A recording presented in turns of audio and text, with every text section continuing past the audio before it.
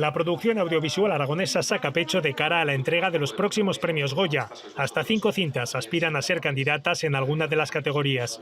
3 de ellas son documentales, como álbum de posguerra. El reencuentro del fotoperiodista Gervasio Sánchez con los niños que fotografió durante el asedio de Sarajevo hace 30 años.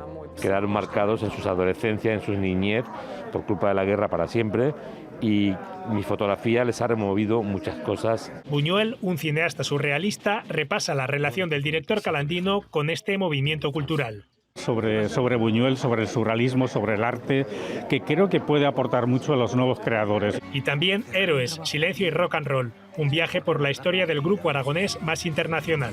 Cualquier reconocimiento, o la nominación de los premios Forqué, que ahí estamos entre los 4 finalistas, pues la verdad es que está muy bien y nos ayuda a seguir hacia adelante. Junto a los 3 documentales, 2 largometrajes, García y Armugán, el último acabador.